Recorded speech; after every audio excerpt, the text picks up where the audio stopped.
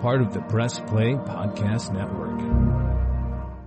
Look up in the sky. It's a bird. It's a plane. It's Superman.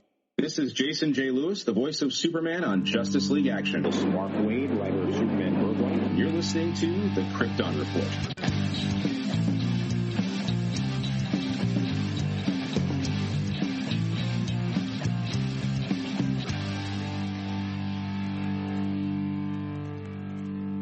Welcome to the Krypton Report, now part of the Press Play Podcast Network. I am your host, Tyler, the Superman of Blue, the Man of Tomorrow, and with me is always that guy, that Crimson Avenger from down above me. I'm north. Mr. James Cole. Hey, James. Hey, Tyler. Man, it's going good. It's exciting to be here. We're going to have a great episode. It's exciting because, as we've talked about, we are now part of a new podcast network that we are excited with. And to kick off this monumentous day, we have the CEO and founder, Mr. Chase Smith. What's up, Chase? Yo, what's up, Ty? That sounds way too formal, man. But I do appreciate the intro. And you know, man, I love Batman. And so I'm not trying to spoil what we're going to do, but super excited to come on the Krypton Report and talk with you guys. So let's get to it, bro. I think this would be technically James's first time podcasting with Chase. Chase, this is technically your third time being on the show. We did a couple months back, we did the Meet Chase Smith where we just talked about podcasting together and our history. Oh, yeah. And then a while back, you and I did an episode of my side podcast, The Requel, where we kind of pitched our idea of a Batman movie. And, you know, for anyone who's listening who hasn't heard Chase and I talk, like, Batman was kind of a foundation of our friendship when it started. Really was. Batman and playing music. Chase was the one that gave me The Long Halloween and Dark Victory to read, which I think I did both of them in the same night in the dorm. I read one, then I came back down and I was like, this is amazing. And you gave me Dark Victory. Yes. Which James, has James heard our Batman pitch? I want to say he did because around the time you and I did that Batman pitch episode, James and I did a one not too long after that on a Man of Steel 2 pitch. It's just been years. I got to dig it back out. Our Batman pitch? The one we did where we did, because we talked about our original idea and we talked about if we could make a movie, either a sequel to Dark Knight Rises or a movie before Dark Knight Rises. Oh yeah. Were our ideas. Dude, I still have, not to, retread old podcasts, but I still have our pitch, Ty, on my desktop. I see it every day. And I love the concept so much. It's a hybrid of Hush and one of the Arkham games. I forget which one featured Doctor Strange. But it is just like, I just love it. I love it. And, it's just in my brain. It's one of my favorites. Yeah, it's Arkham City. And, I mean, that was if it was back then, that was a long time ago. I know Chase I would have to go back and re-listen to it. I probably did though. I feel like I reissued it, for lack of a better term, as just a proper Krypton Report episode. Like I reused it like not too long ago. But anyways, enough about the past. We're here to talk about the future. Let's go. What we're doing today is what I've called the Batman Scorecard. And what it is we've taken, as part of our preparations for the Batman, which is just now a couple of days away, we're ranking different aspects of each Batman. I kind of put the scorecard together. I thought it'd be fun to look at the different aspects. And we actually have the three of us with actually 3 remote cards. We will be hearing from the voice of Brian, Big Bad Bri. We will be hearing from the lovely, my other half, Jania, and our good friend from Down Under, Nate McKenzie from the Superman the Animated Series podcast. So what we're going to do, we'll start here with our guest. We'll let Chase start, and then we'll go Chase, James, myself, and then the additional cards. So the first one up is Michael Keaton. And with Michael Keaton, he was in the films, of course, Batman and Batman Returns. And this also helps, just as a side note, with Michael Keaton coming back for the Flash movie, it's kind of nice to kind of refresh ourselves with his Batman aesthetic. But Michael Keaton, his Batman persona. Chase, you go first. Out of 10, I gave that an 8 out of 10. I think a lot of this is a little nostalgia because that's one of the first movies I remember watching. That and Superman we had on the same VHS tape. And like the 1980s HBO movie intro is like cemented in my brain. Is it with the Warner Brothers ball cap? No, it's like, that's on the VHS. That's what's burned into my brain. That's me too. No, mine is like recorded from HBO. Oh, nice. And so I have a very strong, I really, really like Batman 89. It's actually my second favorite Batman movie. I was going to, at the very end, I was going to say what our top 5 movies are instead of ranking every Batman movie. Yeah. That's great. I was going to save and just be like, I figure we could do that on the fly. Yeah. So I love his Batman. His Bruce Wayne was what I knew until the animated series, which I feel like took that and made it better. Michael Keaton really didn't change much of his voice, but it was just so freaking cool. And so, I don't want to start off too strong with Michael Keaton, but man, I loved his portrayal of Batman. I really did, man. So, his overall score for me, it was a 10. But that was, again, a lot of nostalgia. That was with, persona of 8, his 7 Bruce Wayne, 6 voice, gadgets 8, Batmobile was a 10. I loved that Batmobile. I loved his suit in 89. I know that they didn't like it because it was really restrictive, but I think that made him look less human, which I think if you want to, I think one of the fear of Batman is that a human? Like, what is this thing that's dark in the alley that's swooping down? Is it flying? Is that a human?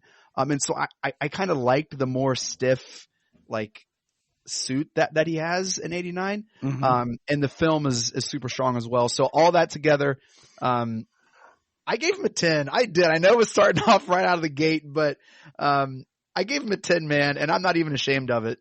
I love it. All right. That's it. Yeah, I'll say I got some things to add, but yeah, my turn's coming. James, you're up. Michael Keaton. Michael Keaton. So I gave him an 8 for his Batman persona, a 6 in 89, and a 7 in Batman Returns. Like his Batman in those movies, he was like a shape. He didn't say much, and he was a shape in the dark. The black suit.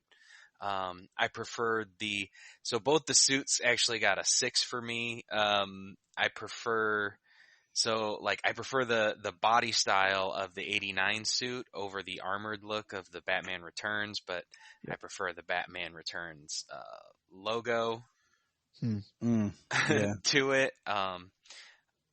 The long ears works for that costume.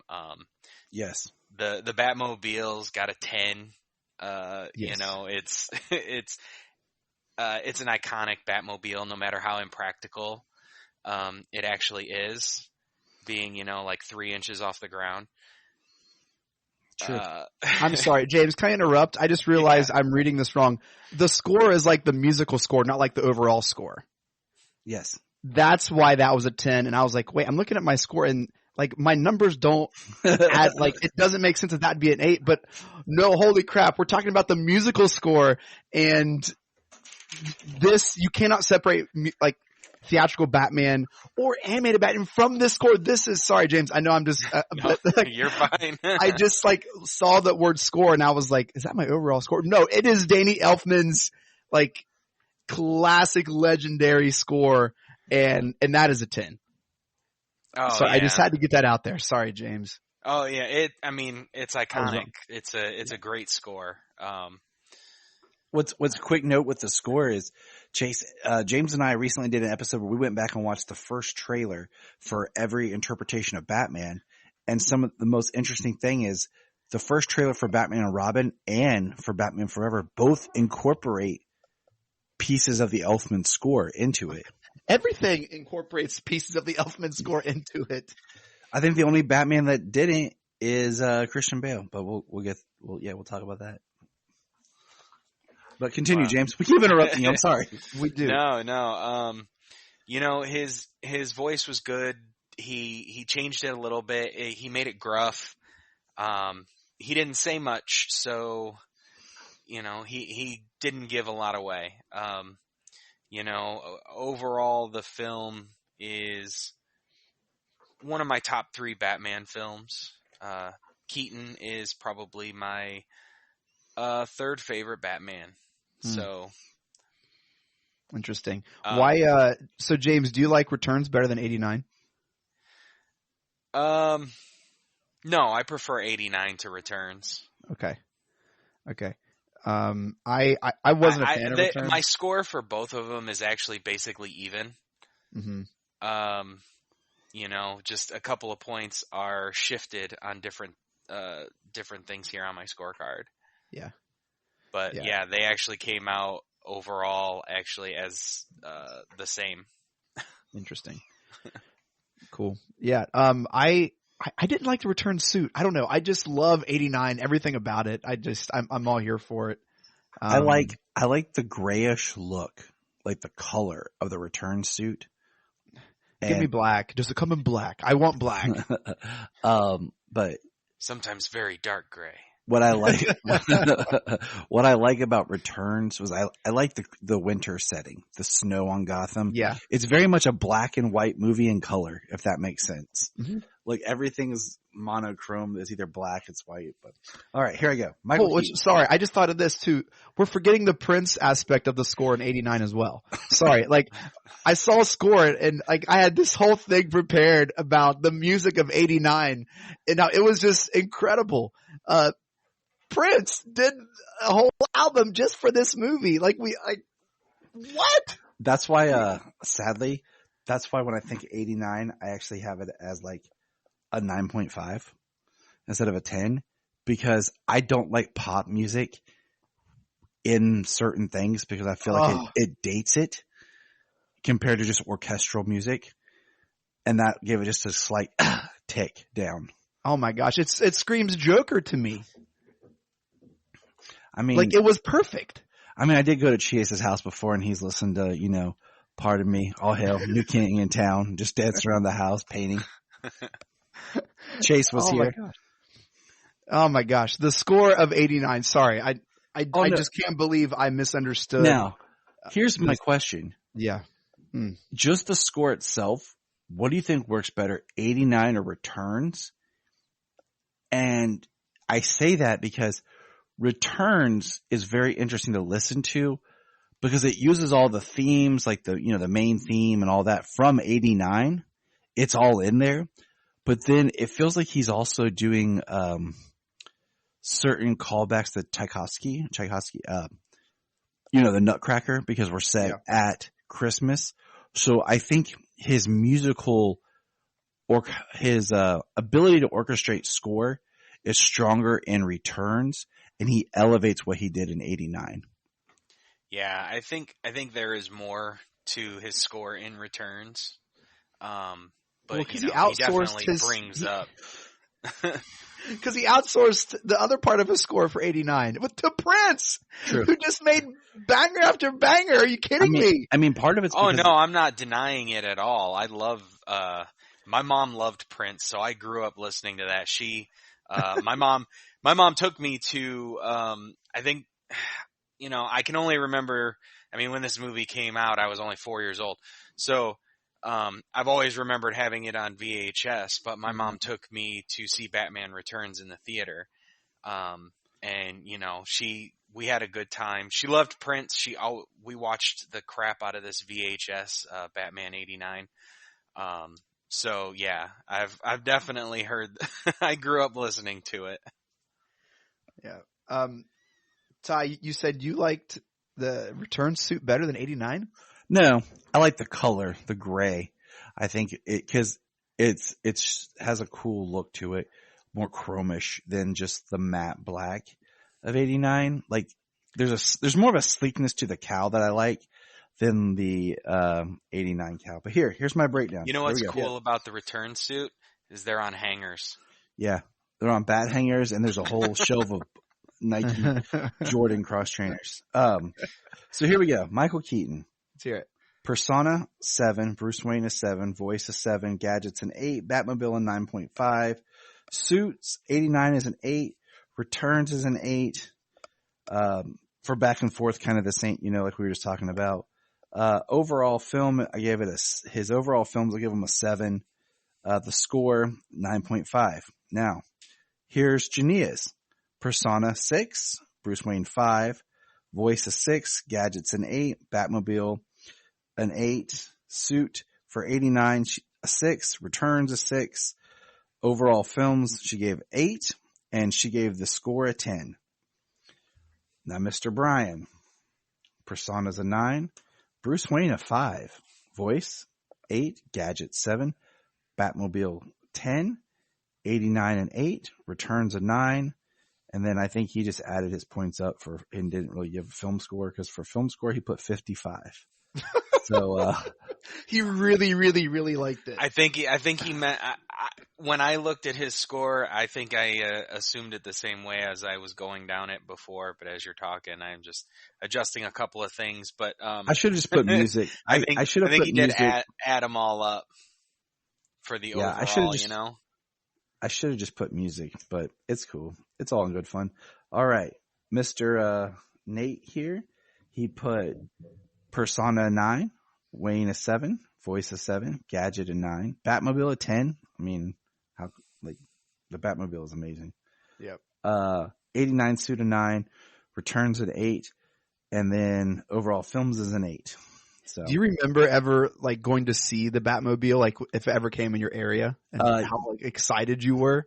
Yeah, because we went to Tennessee, and there was a museum in Tennessee at Gatlinburg that had a bunch of movie cars, and there was a 89.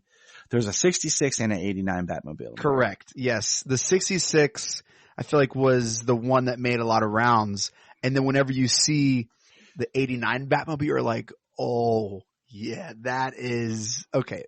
Whole different league than the serialized Batman. Yeah, you feel like you could just kick some butt and be safe in the 89. But let's move on to Val Kilmer. Val Kilmer, present in Batman Forever, his one and done film. And, definitely a shift in the overall Batness. And the one thing, Janine and I have been rewatching the films off and on, kind of no order. But the one thing I do have to say and point out for Batman Forever is just, when I think about Batman Returns, Batman's very stiff. And I just mean there's not a lot of stunts. Keaton's not doing a lot of stuff. There's a lot of energy and fighting and movement coming from Batman Forever. Just in the opening scene alone, the way he fights Two-Face's thugs probably has more fighting in it than Keaton did at all in Batman Returns.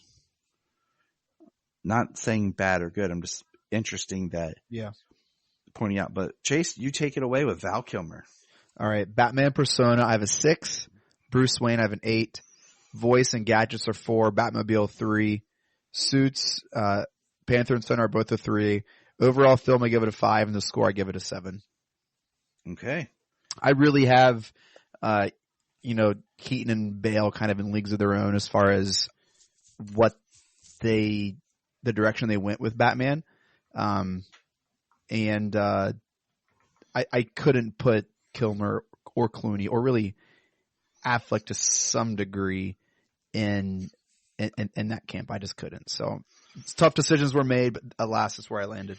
Hey, it's all subjective. It's all about what you like, and there's enough Bat to go around. James, what do you got for Kilmer? There's a lot of nostalgia with Kilmer. I was perfect age when this movie came out, and I love the crap out of it. These days, I see a lot more with it, but the Batman Persona, I gave him a 6. His Bruce Wayne, I gave him a 6. Batman, there's a lot of talking, a lot of lighting and everything. I mean, they were more referencing kind of like Batman 66, working with the police, talking. He actually had a lot of dialogue as Batman. His voice, I mean, it's a 4. You know, sometimes he changed his voice, sometimes he didn't. In that movie, the gadgets were kind of cool. That was a 6, and his Batmobile is a 7. I always liked that Batmobile growing up. The Panther suit is a 7. The sonar suit, I liked it a lot too. That's a 7. The overall film is a 6. And the score, you know, it was very triumphant. It's something I always remembered growing up with it, and I actually gave it an 8. Nice. You're not too far from mine, because like you said, like I had such a bad time as a child with Batman Returns, like what I've talked about before, that when Batman Forever came out, it was such a happy, like exciting time, and being the perfect age for it. And like you said, you do overlook certain things, and then now you see certain things, and you're like, okay. Yeah, purely nostalgia, everything would have been up a point, but yeah. But his Bat persona, I gave it a 6.5. His Bruce Wayne, I gave a 7.5. And I did because this was like the first time I felt like Bruce Wayne was more Bruce Wayne. Yeah, I did like how he was involved in the company and things like that. And I pointed out to Jania when we watched it, I'm like, the line that to me is a really great Bruce Wayne moment is when they talk about Stickley's suicide, and Bruce says to his secretary, he's like, I want full benefits for his family. And she says, but suicide's not covered under our policy. And he says, I know, I'll take care of it. Like, to me, that's a great representation of Bruce Wayne. That's not the like public Bruce Wayne, right? It's him and his company working. You know what I'm saying? So it's him as the businessman. You know, we haven't yet really got to like the playboy Bruce Wayne. Like Michael Keaton hits on a little bit in his party, but we don't ever see him get to be the business side. And then with Val, we get to see a little bit more of the business side, but we don't really ever get to see the playboy side. Mm-hmm. So it's like we haven't got there it is Bruce Wayne yet. Let's see where am I? His Batman voice, I give a 6 because like you said, he brings it down a little bit, and it's a little bit different than his Bruce voice. His gadgets, I gave it 8.5 just because I feel like he's got a lot more of them and a lot of cool stuff like the cape for the fire, and the Batmobile, I gave a 5. Like, I like this Batmobile, but I hate the huge fin on the back because it's just so impractical. Yep. And the open, like, ribs, so to speak, of the Batmobile feels like you could really do some damage, but at the same time, I have the nostalgic love for it. I gave it a 3, so that's those are my thoughts on it. Right. The Panthers, I just remember it being so cool. I mean, it as a child, I mean, dude, but the movie is like, the movie looks that way. Everything's neon, everything's lit up. So I mean, just put these movies on with my kids, or like show them clips. And like I made like a little clip thing of all the Batmobiles I watched with the kids the other day. They thought it was awesome. You know what I'm saying? Like, they're excited for it, and that's the fun of it. You know. You know, that's interesting. Lottie watched, my daughter, she's 6. She watched Phantom Menace, and then she watched Attack of the Clones, and she loved episode 2. Nice. And so, good choice. like, good job, just absolutely loved Attack of the Clones, which made me, stop and think, as a, middle-aged adult, my lens is different than as a like toddler watching it for the first time, and they like all the crazy like settings and the love story and all that stuff. Like, they don't need it to be Shakespeare. They just need them to basically do what they do. So it's interesting, like, what lens this is viewed from. Exactly. And that's been my argument for Batman and Robin, because to me, that's the best live action Batman to show kids other than 66, because my kids can't get into 66, but they'll watch what they call Red Batman, because the Blu-ray case art is red. It's like the Batman and Robin symbol, it's all red, and then Forever is green, and then Returns is like black and white, and then 89 is gold. So Solomon, when he was little, he would just call them by the color. Yeah. He'd be like, I want to watch Red Batman. And there it is. It's Batman, and it's fun, and it's big. And, so for a kid, it's great, and it's also great because Chase's daughter is like the in-between of my two children. Uh-huh. Solomon's 7. Sayla's about to turn 5. Chase's daughter's 6. Yeah. All right. The Panther suit. I gave it a 7. I like it. If it didn't have the nipples, I would like it a lot more. The sculpting, it looks tough. It looks sleek. The black belt's interesting because it starts to bring that whole solid black look, but then the yellow pops because that's the only color on the suit. The Sonar suit I gave a 7, and a lot of it's because it looks cool. I don't like how silverish gray it is, but I really love the bat on it. It's a huge bat, but it's a good looking bat. And then there's no nipples. There's no nipples on the Sonar suit. Yeah. And I just gotta say that the Robin suit in Batman Forever looks really cool. To actually have the red and green and him have a full body suit instead of short shorts and freaking pixie boots. Yeah. And the overall films I gave 8 is overall film because I have a lot of love in ways, but it can kind of, on a good day, on a bad day, but it's enjoyable. I feel like it has the most roundabout just funness to it. The score I gave an 8. It's a really good score. It's not Elfman, but it is catchy and it is really strong. Jania's breakdown, Persona, she said a 7. Bruce Wayne a 7. Voice, she gave a 5. Gadgets, she gave a 6. Batmobile is a 5. Panther suit's a 5. Sonar suit's a 7. Overall film's a 7. Score, she put 9.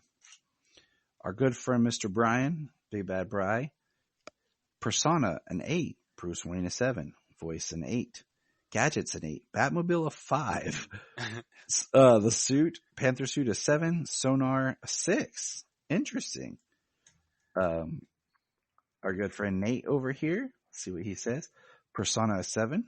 Bruce an 8. Voice a 6. Gadget an 8. Batmobile a 7. Panther suit an 8. Sonar a 7. Overall film's a 7. Nice. Hello, Brooks here with the Books with Brooks monthly book club podcast. Here's how Books with Brooks works. We read one book a month and then we talk about it. Classics like Stephen King's The Shining, debut novels like We Are the Brennans by Tracy Lang, and tons of other compelling, life-changing stories, one book and 1 month at a time. So come read along with us and then listen in. This is Dan Jurgens, and if you want to have a good time, keep listening to the Krypton Report. So now we go on to Chase's favorite Batman, George Clooney. Yeah, I thought that was a really, really good point that this is the one that you would want to show your kids. And Shoemaker is on record saying that they intentionally made this way more campy, it's almost like a whole different superhero compared to like 89 if you watch it. And they did that intentionally. But that being said, I think Clooney taps into something that Kilmer did not and Keaton did not. That I think Christian Bale pulled from. I don't like his Batman persona, but his Bruce Wayne I thought was just magnificent. So I gave him a 5 on the Batman persona, a 9 on the Bruce Wayne. I think Clooney's voice stayed with the Bruce Wayne kind of thing. It's like the same voice the whole time. Like right. I always go back to the, hey, hi, Freeze, I'm Batman. Like, there's no change there. So I think that is such a strong, like, Bruce Wayne voice that it works for that movie. So I gave that a 7, even though there was no, like, Freeze. The gadgets and Batmobile sucked. 3 and 3. Suits were even worse. 2 on the main suit. Heat suit, just for the creativity, I gave it a 4. Overall film, I gave it a 3, and the score gave it a 6. But I really liked Clooney's portrayal of Bruce Wayne. More to say as it comes. James, go. Batman persona, a 5. Not very strong. Bruce Wayne, definitely stronger. He got a 6. Him and Kilmer had good Bruce Wayne personas. His voice, I went with a 1 because, it's just his voice. He didn't do anything. The gadgets, I gave a 7. There's some creativity, and then, with all of the anti-freeze things that they used. The Batmobile is a 5. It was very interesting, and it was a cool toy when I had it when I was a kid. Yeah, it was. The suit sucked. The cowl sucked. The black oval with the black bat sucked. The heat suit, I gave a 5. It was a little cooler. That was about it. The heat suit was cool. Right.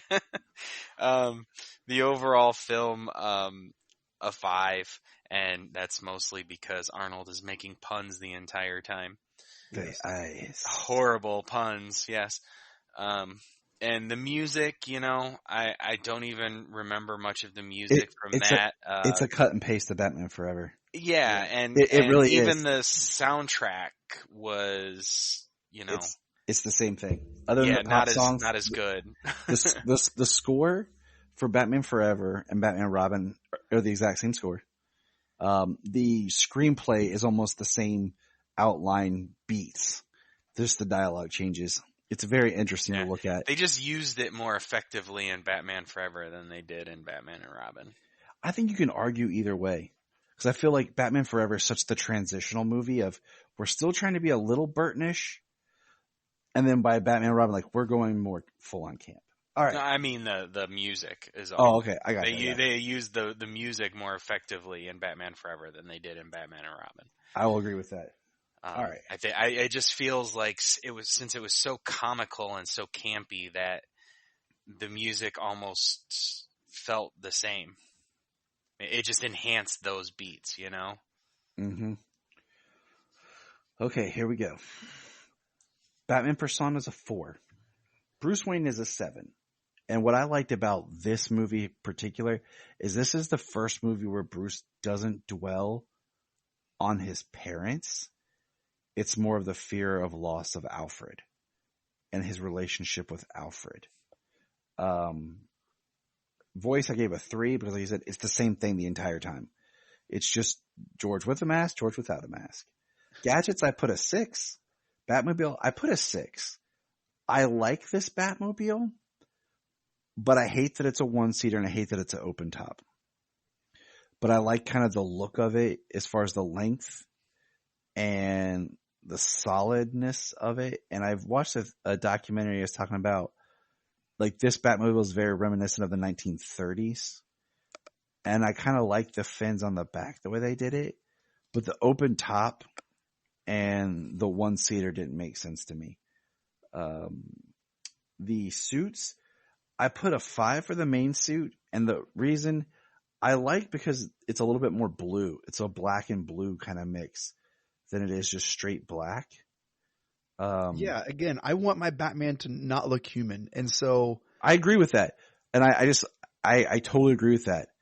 And that's why it's such a contradictory because I'm like, that's what I want. But in this film, it wouldn't have worked. Correct. His gloves look kind of cool too. The way his I don't know, not fins, but I don't know what you'd call them on his gauntlets. His heat suit, I put a 6. Once again, there's no nipples on it, I don't think. And there's a giant bat. Overall film's a 6. Score's the same as Batman Forever. Jania put Persona 6. Bruce Wayne is 7. Voice 4. Gadget 7. Batmobile, she put at 8. Suits 5 and then 7. Overall film was 6. She put 9, same as Forever, much like me. Let's see what Brian says. Ready? Here we go. Persona, a 1. Bruce Wayne, a 2. Voice, a 1. Gadgets, 6. Batmobile, 7. Interesting, Brian. Main suit, a 3. Heat suit, a 2. Interesting. I love Brian's thoughts. He's a fan of nipples, maybe. Nate says, excuse me. Nate says Persona 6. Bruce Wayne at 8. Voice 5. Gadgets 7. Batmobile 5.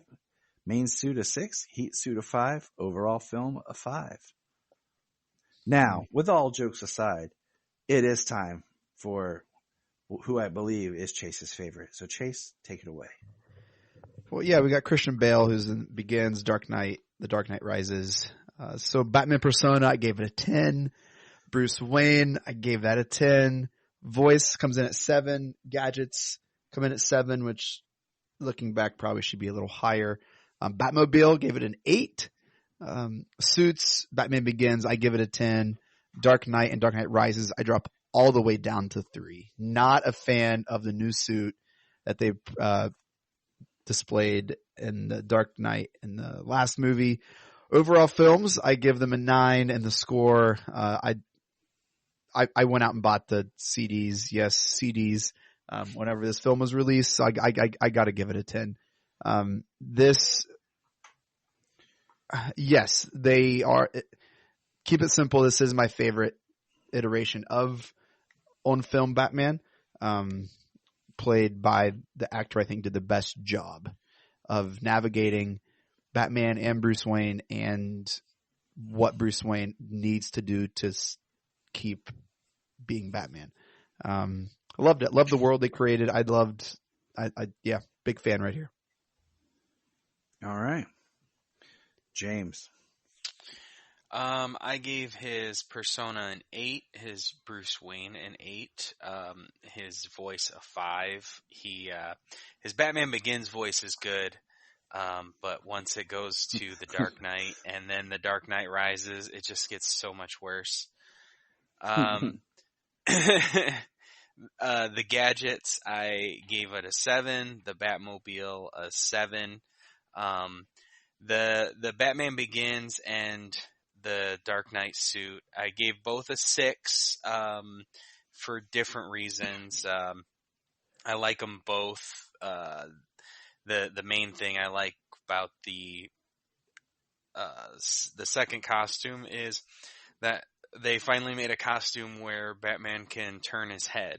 But the rest of the costume, I mean, I like the idea of the different layers, the different levels of protection and stuff, the way they explained it away. I mean, I like it, and it's problematic as well when you have to explain everything away. I mean, here's the ironic part about it. It looks like hockey pads. It literally, his new suit, he's like, you know what? That's not a bad idea. Maybe I should wear hockey pads. It looks a little bit more like the kind of pads that a catcher would wear, if you know. Well, yeah. Maybe that was why he was like, I don't wear hockey pads. I wear baseball pads. So overall films, I mean, it's a fantastic trilogy. I gave it a 9. Score, I gave it a 9. It's Hans Zimmer. It's a great music, great score. James, do you like Christian Bale? So Christian Bale, I would say, is my second favorite Batman, but it's basically a tie between him and Keaton for me. Yeah. I'm a huge fan of Tim Burton and everything he does, just his style, his aesthetic. I mean, it's just, I love it. And then these movies were so well done, and Christian Bale was so great. Like, they're two different ones, but I like them both so much, so equally. Look, I'll say this. I know we're only doing live action Batman, but Kevin Conroy's portrayal, is super high on my list too. Hey, he's on this list in the honorable mentions, and I was going to save some talk for him, but yes. All right. So here we go. Christian Bale. Batman Persona, I gave an 8.5, but it teeters towards a 9, especially in Begins. I feel like here's a difference in like the way he is in Begins to where he is in The Dark Knight and Dark Knight Rises. So that's kind of where I'm trying to average it out. Right. Well, Begins is like the best Batman movie that they've ever made. Yes. Like strictly Batman movie. Dude, Batman 89 is a Batman movie. Hey, we'll get there. And I love Begins, but okay. Yeah, we'll get there. Tyler says. The host says we'll get there. His Bruce Wayne, I put a 7. His voice is... Wait, you put Bale's Bruce Wayne at a 7? Yeah. So you put that below Kilmer's Bruce Wayne? Yeah. And you know why? I know. I don't know why. Tell me, please. I don't either. But I just the problem is if I looked at this as individual movies, if I looked at Batman Begins, it would be a 9. If I looked at The Dark Knight, it would be an 8.5. But then where we are with Rises, I feel like just kind of drags it down. So if I'm doing like an average thing, because like Kilmer did a one and done. Bale did a whole trilogy that's an arc. So I'm trying to like look at and evaluate the different, you know what I'm saying? Like the way Bruce is throughout all 3 films. And and also have to take into fact that this Bruce Wayne also too, like as a character, he's not Batman for the long haul. He's there to inspire, to fight, and then drop out. So dude, I can't believe you like Kilmer as Bruce Wayne better than Christian Bale. Hey, I think I just gave a very good breakdown of where my averages come from. Okay, I had to find the mean, the median, and the mode here. Okay, bro, but like, oh my gosh. Okay, so what we see Christian Bale do with Bruce Wayne is give you the business side of Val Kilmer, give you the party boy of George Clooney, and give you the like normal Bruce Wayne we see that Keaton has. It's literally all of them. But then every movie. But then we see him whine about Rachel Dawes. Then we see him complain about not wanting to do it. Then we see him brush off the importance of the Joker. And then we see him become a recluse who doesn't keep fighting as a broken person. He hides in his mansion. It was like he essentially purged the city. Yeah. It was a Batman that had won and that gotten like cranky and broken. It's almost like Luke in The Last Jedi. I mean, yeah. And that's why I'm saying I have to average it. But I don't discredit what you're saying. Okay. I will give it a 7.8. No. But no, I mean, if I looked at just Batman Begins, yes. But I do not like that's his best Bruce Wayne. His best Bruce Wayne is in Dark Knight. I can see that. I don't like Rises that much. The more I watch it and think about it, it works for the trilogy. Yeah. That's fair. That's fair. James, where are you at on this? Wait, I'm still going. Well, this is huge. I want to hear James. All right, James, on this. Chime it in. So I mean, on his Bruce Wayne, I liked a lot of things about his Bruce Wayne. He used Bruce Wayne as a way to further some of his goals, looking into the organized crime. That's the only reason that he met with Lau, so he could get a look at their books. Also, he's good with calculations, so he needed that too. I said that the other day. I said, I'm good with calculation. Yeah. James, just for a quick throw out, I want to say this. In college, I lived in a house with Chase and like, I don't know how many other dudes, like 4 maybe, because there was a couple people who just kind of rotated in and out. It's a long story. Yeah. But when this movie came out on home release, I was working at Blockbuster. So I got it like 3 weeks in advance. So I had it at the house. And I think from like October to maybe January, it was constantly playing in somebody's room in the house. Because then when the movie came out, like officially, I think everyone bought it. So our house has constantly had The Dark Knight in it somewhere. Right. It's still my go-to movie when I'm not feeling well or just want something on in the background. It's Dark Knight. It's a good movie to have on, whether you're paying attention to it or not. It's actually on right now. No, he's like, I just press play. Heyo. All right. So, okay. Tyler thinks that Val Kilmer's a better Bruce Wayne than Christian Bale. Okay. Continue. I just wanted to repeat that statement. His voice in Batman Begins is an 8, and The Dark Knight and Dark Knight Rises is a 5. His gadgets are an 8. Yeah. Batmobile, I put a 6.5. Mm-hmm. And to me, because it's not a Batmobile, they call it the Tumbler, and as soon as they did that, it became the Tumbler. That's true. It wasn't the Batmobile, and it's an awesome vehicle, but it doesn't have the aesthetic of like looking like a bat or anything like that. I mean, it's BA, but it's the Tumbler. His suits, his Batman Begins suit is an 8.5. The Dark Knight is a 6, and overall films are a 9, and the score is a 9. And then Jania has Persona an 8, Wayne an 8, Begins and suit an 8, 5 for the Dark Knight and Dark Knight Rises. Gadgets a 9. Batmobile, she put a 7. Suits 8. The Dark Knight, I lost track of my thought, but the Batman Begins suit is an 8. The Dark Knight Rises suit is a 7. Overall film, she has a 9. Score, she has an 8. So let's go over to beautiful shining light that is Brian. Batman Persona is an 8. Bruce Wayne is a 9. Voice, he did not distinguish the voice like we have. He put a 2. Yeah. Gadgets an 8. Batmobile, he put a 1. Mm-hmm. Suits, the Begin suit, he has a 5, and the Dark Knight and Rises a 3. Ooh. See, I wish he was here to like justify his stuff. I can see the voice in the Batmobile. Like that makes sense. Like I can see that makes more sense than your Kilmer over Bale take. All right. That'll be what Chase will say at my funeral. He'll be like, he thought Kilmer over Bale. Yeah. He thought Kilmer was a better Bruce Wayne than Bale. I'm just shocked still.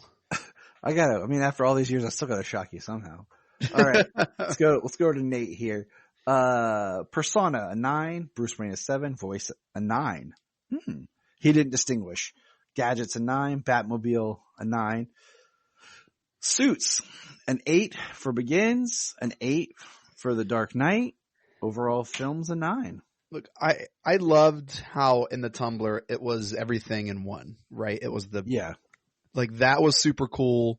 I'd love in Begins, where he just like drives through like the cement medium and they lose him. He's like, oh no, where did it go? Like when they're on like the highway or whatever. So I think if you're trying to make Batman practical and grounded, the Tumbler is the way to go. But but I don't really think that's the Batman essence of Batman. Batman 89 Batmobile, in my opinion, is the quintessential Batmobile. Everyone else is just trying to figure it out. And that's a good segue into a point that I'll make here. Our next one is Affleck appearing in BVS, Suicide Squad, Justice League, and Zack Snyder's Justice League. So Chase, go ahead with Ben Affleck's Batman. So this is the kind of just like ho-hum middle of the road Batman, in my opinion. Batman Persona is a 7. Bruce Wayne is an 8. I think Ben Affleck can pull the Bruce Wayne off. His voice, I love the modulator in the bat suit. Yeah. But that's not his voice. It's just like a gadget. So I gave a high score to the gadget as an 8 and his voice a 6. Okay. I mean, I can see that rationale. Yeah. Batmobile's a 7. And I'm not going to lie. They're just like so many suits. I had a hard time remembering what they were. And so I just did a bunch of 7s and 6s. Because none of them were like awful. But I think the more letters that were by the suit, I probably was like, huh? So Batman vs Superman, I gave it a 7. Armored was a 6. Nightmare 7. That was cool. The desert look. Yeah. Cool. Justice League, Zack Snyder Justice League was a 6. Armored Justice League, Zack Snyder Justice League, I gave it a 5. So that's kind of where I landed with Ben Affleck. I would like to see a solo Affleck pretty badly. I think more so than what we're getting in a couple weeks. Interesting. I mean, I don't think there's anyone that really disagrees with you, and I'm saving all my thoughts on in a couple of weeks for after we see it, and then I'm going to go back and fill in my scorecard part for the Batman. But James, you go with your love affair with Affleck. Yeah, well, this is where me and Chase differ here. Ben Affleck is my favorite Batman. Yeah.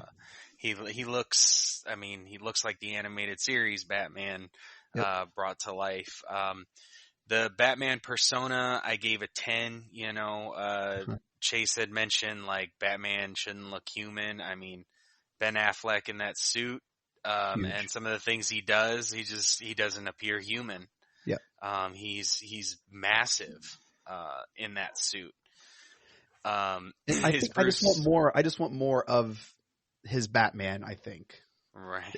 Maybe I need to watch it again. I don't know. Yeah, I totally get what you're saying, because it's like you get enough to I'm really invested, but I want more. Mm-hmm. Which is crazy because BVS is basically a Batman movie. Yes. For the most part, and it makes you want to see more. Yeah. I absolutely agree. I would rather us have gotten or be getting the Ben Affleck solo Batman film. And I mean, that's as much with him as well as Manganiello as Deathstroke in that movie. I mean, yes, that's the one I want, James. Yes, that James. would have been just crazy. Yes, I don't want to see disfigured villains. I don't want to see I want to see Deathstroke. I want to see, yes, that's what I want, James. Yes. Yeah, just methodically taking apart his life. Bruce Wayne, I gave that a 10. He was really good at almost playing like drunk playboy. He was himself. They were like, what if you just played yourself in the scene, but it says Bruce Wayne? No, it's Ben Affleck. He was like, guys, are we gonna start rolling? Ben, we already shot it. When I was just shooting the breeze, like the party scene, his transition from being drunk, lost Bruce Wayne to switching over to talking to Alfred serious, and then he goes upstairs, and then his confrontation with his Gal Gadot. Yeah, talking about Gal Gadot, basically objectifying her, just to play up that angle. He speaks the truth, but to quote Alexander Knox, "What a dick." Right. And his voice, I gave a 9. He's got a really, I like the modulator. Yes. But it just kind of accentuates the low gruff voice that he's putting on. Uh-huh. So I like that. And that as well as, so the gadgets, I gave an 8. I love that they like make all the gadgets themselves, him and Alfred. They put in all the work to use everything. And then he did a lot of detective work, especially in BVS. And then he had the tools in Zack Snyder's Justice League to allow them to do everything that they needed to do in there. So his gadgets are an 8. The Batmobile, I mean, it's like my second favorite Batmobile, live action Batmobile. I mean, like a tank, and it can fly, and it can chase down a fleet of Chargers, Yeah. The suits, I mean, I don't have a problem with the big bat. I think the gray and the black looks amazing. The cowl is made to look scary, and the short ears, I like it. So the suits he wears, really cool. It's an 8. The Nightmare, I give it an 8 as well. I mean, it's that suit with that desert look going on, which is really cool. Justice League, they changed the cowl a bit, especially it's more noticeable in Justice League than Zack Snyder's Justice League. So I gave it a 7. And the armored look, because it was a step up from that, because the way they changed that cowl, I gave it an 8. And then it's Hans Zimmer and Junkie XL scores, music. I mean, it's another 9. Yep. See, all right, I'll get there. Okay, here we go. His Batman persona for me is a 9. His Bruce Wayne, a 9. His voice is a 10. I love the modulator. I love the gruffness. But what I also like from like thinking about a production thing is it allows the actor to deliver the lines, and then in post you add the modulator. So you don't end up with, "Where's the trigger? You must have friends." You don't end up with that as a line delivery. Which to me still boggles me that they didn't just fix that in ADR, but whatever.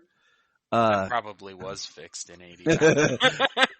The gadgets is an 8.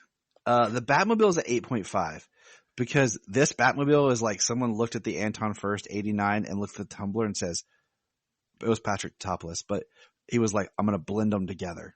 And that's what this Batmobile is. Like, this is the baby from hell. Yeah. It's like, it has that long sleekness power. The only thing I really don't like on this Batmobile is the exhaust port. The fire just looks like in the movie, it looks more digital than actual fire, and it's very small. It doesn't have that awesome, huge engine part like every other Batmobile does in the back. Well, what's really sweet is because it's got those big old tires that stick out to the side. Like when it runs through the building, it's got little armor. It's got wheel guards that come down. Yes. Protect the tires as it crashes through. Everything. Everything. Exactly. Everything.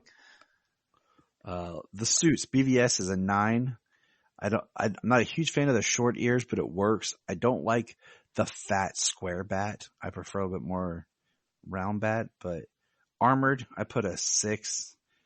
Nightmare is a 7. Justice League is an 8.5, and then Armored Justice League is an 8. The score I put is a 5, and that's because the Batman part of the score I think is very weak. Because, I mean, the theme that Junkie XL basically made for Batman is that's it. That was good. Yeah, I know. Thank you. And then, so let me give you the breakdown of Genia. Now, if I look at the whole scores, it's trickier, but I was just looking at the Batman part. It's also complicated because in Justice League, they just Elfman just reorchestrated his 89 score, and repurposed it. But for Genia, she put Persona 9, Bruce Wayne an 8, Voice a 9, Gadgets an 8, Batmobile an 8, BVS suit 8.5, Armored a 7, Nightmare a 6, Justice League an 8, Justice League Armored a 9, Score a 5. Brian, Persona a 9, Bruce Wayne a 10, Voice an 8, Gadget 7, Batmobile a 8, BVS suit a 10, Armored a 5, Tactical in Justice League a 2, and Justice League itself a 9. And that's where we say goodbye to Brian because he didn't do the honorable mention and secondary parts. Our good friend from Down Under, Mr. Nate here, has Persona a 10, Bruce a 9, Voice 10, Gadget a 9, Batmobile 8, Suits, BVS a 10, Armored an 8, Nightmare a 7, Justice League a 10, Armored Justice League an 8. All right. So the second part of the scorecard is a little bit more just rounded, and we're just going to kind of go through the secondary characters. Now, if you don't have all these filled out, it's fine. I'm just a completist where I have to mention every version possible. So some of these probably have a pass, especially even Genia's. She was like, pass, no comment, pass. But I just like to be a completist person and have everything listed. So we're going to talk about Alfred Pennyworth. So we'll start with Chase, Michael Goff. Go. Yeah, I gave him a 10. I loved his portrayal of Alfred. I gave Michael Caine of the Dark Knight trilogy a 9 and Jeremy Irons an 8. And I don't have a good enough. He's like, pass, and pass. Yeah. Ian Abercrombie, Sean Pertwee, and Jack Bannon, if I even pronounce those right. I just no reference point. I've never seen any of those. I didn't watch Gotham. Sorry. It's all good. So I said I'm a completist. I have to have him on there. I wouldn't feel right. James? Love Michael Go. Yeah. Michael Goff. I got Goff. 8. I've heard it both ways. Yeah, I've heard it mostly Goff, so that's just kind of the way I go. The way I go. Oh, the way. Yeah, he's an 8. Michael Caine, I gave a 7. Jeremy Irons, I gave an 8. Ian Abercrombie, I gave a 5. Sean Pertwee, a 7. And Jack Bannon, a 6. What I saw from him on Pennyworth, I liked, but I didn't get to finish the first season. I'm looking forward to catching up with it on HBO Max. And Sean Pertwee was really cool to kind of see. He was like the first live action Alfred to be like the militarized Alfred. Yeah, totally. All right. So me, Michael here, I gave it 8. Michael Caine, an 8. Jeremy Irons, a 9. Ian Abercrombie, a 2. Sean Pertwee, a 7. Jack Bannon, a 7. Janita gave Michael Goff a 10. Michael Caine, an 8. Jeremy Irons, an 8. Pass on Ian Abercrombie. Sean Pertwee, a 9. And Jack Bannon, she put an 8. Jeremy Irons is my favorite. What I like is about each Alfred and Bruce's relationship. Michael Goff is very much a very fatherly, grandfatherly type person. Michael Caine is very much a strong fatherly figure. Yeah, that's what I would say. I would say Michael Goff was more of like a straight service butler. Like in '89, he's almost like dismissive of him. But Michael Caine is I see more of like the fatherly figure. Jeremy Irons is more like a coworker. Yeah, that's what I'm saying. Jeremy Irons is like that uncle. He's like that uncle you have. See, the thing I like about Jeremy Irons is they have their interactions, and the way that he talks to Bruce, trying to get him to open up about what he's really doing, but also Ben Affleck's Bruce has that reverence for him that he gets him the cup of coffee. Yes. It's not the butler getting him a cup of coffee. Bruce got Alfred a cup of coffee. Yeah. I look at it more as a team, like you said, co-worker, like that uncle that's like your buddy kind of thing, is how I look at it. Very much, I just reread all 3 volumes of the Earth 1 Batman, much more in line, I think, with that Alfred and Bruce dynamic. Let's go to Nate. He filled his out. He put Michael Goff a 7. Might have to message him about that. Michael Caine an 8. Jeremy Irons an 8. Ian Abercrombie a 5. Sean Pertwee an 8. Jack Bannon a 7. Now, the next one I put just for fun, just to point out how many Bruce Waynes there has been, but this is called the Honorable Mention Bruce Wayne. It's all the other versions of Bruce Wayne that's popped up. Chase, you can lead if you have anything to say, or if it's just one giant pass, it's okay. Yeah, just Kevin Conroy's a 10. And James. I mean, can I explain why he's a 10? Oh, we'll go back there. Okay. We'll go back there. We're not going to leave you hanging. I think we'll talk about him after we all list it off. David Mazouz, he's a 5. I mean, he's a kid, you know, and they tried to push him into learning the things that he would need to learn to become Batman. Ian Glenn from Titans, miscast. I mean, he's delivered some really good lines and had some good interactions with Nightwing, but that's about it. He's a 5 as well. The kid from the Joker, I mean, he was there. So, He was Bruce Wayne. He's a 3.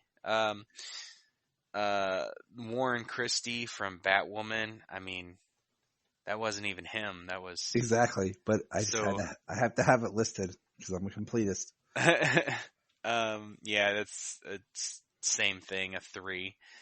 And yeah, Kevin Conroy is 10. Finally get to see him as a live action Bruce, and I'm not at all upset with what they did with him. When was the live action was, but in the fact that he wore that the brace, the full body suit, the full body braces that he wore in Kingdom Come was just fantastic.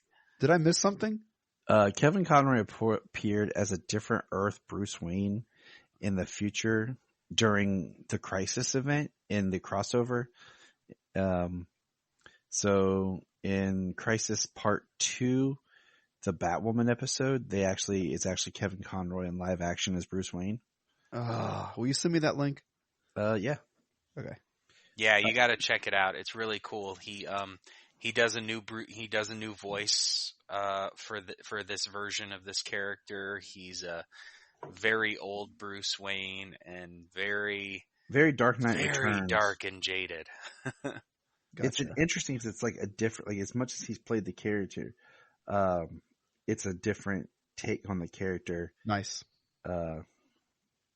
So while we're talking Kevin Conroy, I will give his Batwoman performance a 7, just because of the darkness to the characterization. But his overall history of the character is a 10. Like there's nothing else that comes close to touching what he's done. Not even Val Kilmer? Not even Val Kilmer. Wow. All right. Well, there it is. If they had given him this a little bit in his youth, he could have done a lot more with it. But my other breakdowns for honorable mention Bruce Wayne's. David Mazouz, I gave a 7. Jania gave us an 8. Ian Glenn, I gave a 1. I hate that guy in that character. Jania gave him a 3. Dante Pereira Olsen from Joker, a 1. Pass on Jania. Warren Christie is a 1. Pass for Jania. Kevin Conroy, she gave a 7 because she's just looking at his Batwoman performance. But overall, a 10, just like mine. Now, who is Batman's ally that doesn't wear a costume? Mr. Gordon. James Gordon. So, Chase, give us your Gordons. Pat Hingle, again, more nostalgia than anything. He's in Batman. He's in Batman Returns Forever. And Robin, really a kind of unprecedented continuity among these movies. I give him a 9. He's just there doing his thing, man. Just doing his thing. I give him a 9. Gary Oldman, I think, is the best Gordon. He got the 10. Ben McKenzie, I don't know why. I don't think I meant to put this a 9. I think I meant to make it a 6. But either way, I have it here as a 9. And then J.K. Simmons, I gave that a 5 as well. I don't want him as this role in every superhero movie. Find a different shtick, Simmons. You already got this one in Spider-Man, and you got it carrying over to different. You don't need to be Gordon. Just give it up. I think we'll actually get to see him be Gordon come December. So we'll actually be able to evaluate in the Flash, right? No, he's James Gordon in Batgirl. Dude, I need to off the record you to tell me what all's going on, because it's so much, and it just seems like they're just throwing crap against the wall. And DC seem to have a lot of good things going on, like streaming, like episodic stuff that I just don't know what's going on. So that's a whole other conversation. This is a theory that a friend of mine have kind of talked about, is that whatever happens in the Flash movie, I think is going to blend the universe, or even the Bat side of the universe, so that after the Flash movie, somehow J.K. Simmons is Gordon and Keaton is Batman. Somehow that's how it's going to turn out. But then apparently on the set of Batgirl, they have the Ben Affleck Batmobile. Yeah. So that's why I'm saying the blending is going to happen somehow. Because it might just be easier to use that Batmobile in movies and on stunts now than the 89. But James, give us your Gordons. Pat Hingle, I gave a 5. I mean, I love him. He's great. You know, it's so cool to watch him be Gordon in all of them and get less useful as the time goes on. Yeah. So yeah, he got a 5. Gary Oldman is the best Gordon we've had. I gave him an 8. Ben McKenzie, from Gotham, I gave him a 6. They could have done more and different things. I think he would have been better if they would have done some things differently. And J.K. Simmons, I mean, he had some good interactions when we saw him. I'm looking forward to seeing what he gets to do, but I mean, at this point, we saw so little of him. I can only give him a 6. Okay, so going backwards here, J.K. Simmons, I'm right there with you, a 6, and so is Jania, because of what very little we got to see of him. Ben McKenzie, I put a 7. Jania put an 8. Gary Oldman, we both put 9. Pat Hinkle, Jania put a 4. I put a 3. Okay? In Batman 89, he's good. In Batman Returns, he's like, somebody send the signal. Thank you, you're here, Batman. In Batman Forever, he's applauding as Batman's going to fight crime for him and shakes the policeman's hand on the roof. In Batman and Robin, he's like, I have the keys right here in my pocket. So, yeah. I'm sorry, bro. I'm glad you're there for continuity, but your Gordon didn't do anything. Dude, he's the, like, hinge piece in the Flashpoint movie. Like, that's what is going to be that's it. That's going to break time and space. Yeah, they're going to digitize him like they did the Tarkin and Leia and stuff. Well, you know, with Simmons being Gordon in Batgirl, and Batgirl being Barbara Gordon, it's going to be we should get an ample chance to see some of what he's got going on. All right. So Nate's Gordon's here.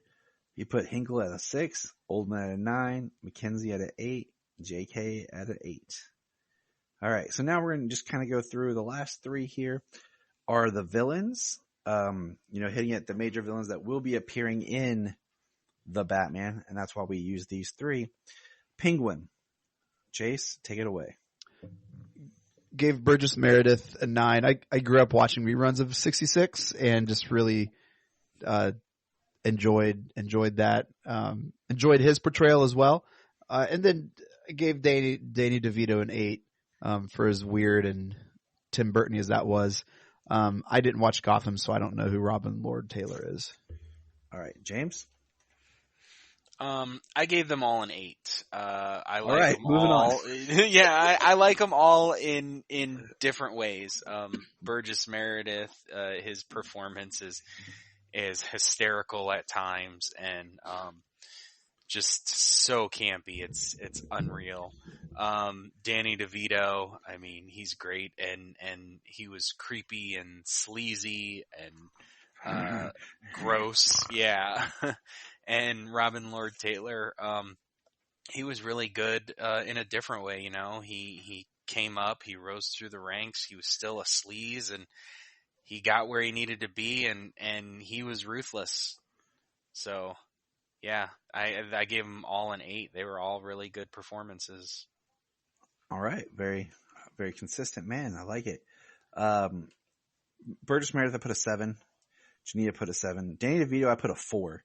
I hate the grotesque, yeah, it's gross. The way they did Penguin. Like, to me, he is more of like a Penguin person and it's a whole different persona that's almost like a new character. Jania put a 6. For Robin Lord Taylor, I put an 8.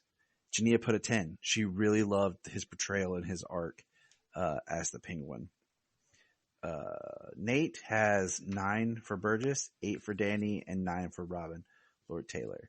So now we're going on to the Riddler. Yeah. I gave them all 9s, to be honest. James. I did. No, I gave him all 9s. Except for Corey Michael Smith, I didn't watch Gotham. So I actually don't have much. I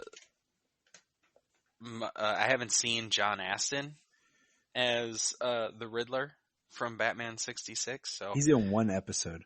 Oh, he's only in one? Yeah, okay. He's in one episode, but because he did it, I had to include him on this.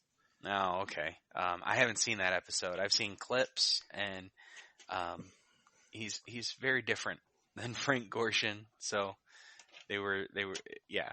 I gave these guys all an 8 as well. Frank Gorshin set the standard. Jim Carrey, he rolled with that too, but he was also just Jim Carrey. And Jim Carrey was great at the time. Corey Michael Smith, for Gotham, between Sean Pertwee, Robin Lord Taylor, and Corey Michael Smith, those 3 were really good characters on Gotham. Yes. So I wish I could, Chase, if I could find a really good clip scenes of them, those 3, I'll send to you. Yeah. Because those 3 did very well in a show that was very hit and miss. Yeah, and even a couple of the things they did with the Riddler were a little bit of a miss, but Corey Michael Smith did so good with whatever they gave him. Yeah. All right, so okay, cool. Riddler. Gorshin, I gave a 9. I love Frank Gorshin's Riddler. Yeah. The energy, the craziness, but the confidence at the same time. Jania gave a 7. John Astin, I put a 2. Jania put a 6. Jim Carrey, I have as a 7. Jania has as a 9. Corey Michael Smith, I have as an 8. Jania has as a 9. Our boy Nate over here, Gorshin has an 8. Astin has a 7. I have to write him that letter. Jim Carrey at a 9, and Corey Michael Smith as a 9. Now, our last, the femme fatale, who has a lot of people to mention, so let's have fun with this. Catwoman, take it away. Chase. Yeah, I think I was able to do all the 66 Catwomans. Julie Neymar gave a 6, Lee Merriweather a 9, Eartha Kitt a 9, Michelle Pfeiffer a 9, and Halle Berry a 6. Oh, Cameron that was a skip. Lily Simmons a skip, and Anne Hathaway I gave a 7. All right, all respectable. Yeah, we kind of figured the Gotham thing you're going to skip on. So, yeah. Why are there 2 Catwomans in Gotham? Because in the finale, they skip ahead and they age her up and they put a different actress to play Selena older. I would recommend watching the finale of Gotham, Chase, just because you get a really good vibe of. You get the finale for Gotham is like a pilot. It doesn't feel like the end of Gotham. It feels like the first episode of a new Batman show. It's really interesting to see how they did it. And the Lily Simmons, who's only in there for 1 she did a really great job of being the older version of a character that we had been with for 5 years. Gotcha. It's just a very interesting kind of, that's the way they chose to go out with that show. But all right, James, do yours before I say too much. So which was the Catwoman in the Batman 66 movie? In the movie is Lee Merriweather. Lee Merriweather. Okay, she's the one I have most familiarity with. I've only ever seen clips that I can really recall. You know, I know when I was younger, I had seen Julie Newmar and Eartha Kitt, but I couldn't really tell you anything. Well, it's because the licensing thing, the movie was the only thing that was ever available to purchase and was on TV more. Because I remember my mom bought Zach and I the VHS, you know, so we had that playing. And then later on FX, they started showing the show. But even as a kid, I don't think I realized it was a different person. So, right. So I mean, Lee Merriweather is the only one I have any real familiarity with. So I mean, I give her an 8. Can't really say much on the other 2. Michelle Pfeiffer is a 10. I mean, everything about her performance was amazing, and the way her Catwoman, it was, besides the supernatural element that they just kind of float in there, and then you just go with it. Halle Berry, I mean, that's a 2. It's really? It's a 2? It's terribly funny sometimes to watch. Cameron Bikendova, I really liked her performance as a young Selena. She's a 7. Lily Simmons, I mean, she got 1 episode, so it's just a 5. And Anne Hathaway, I mean, she was Selena, not quite Catwoman. They just kind of hinted at it with the goggles and the ears. But she got an 8.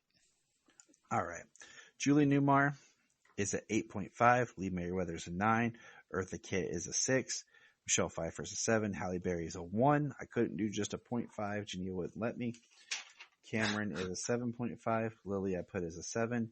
Anne Hathaway is an 8. Jania's breakdown is Newmar 7, Merriweather 7, Eartha 6, Pfeiffer 6, Halle Berry a 3, Cameron a 9, Lily a 6, and Anne Hathaway a 8.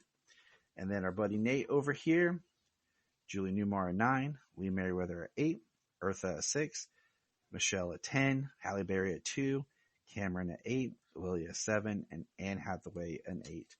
What a good time we had, fellas. Halle Berry only gets those extra points because she looks good in leather. And on that note, Chase, thank you for being here with us today for this inaugural episode.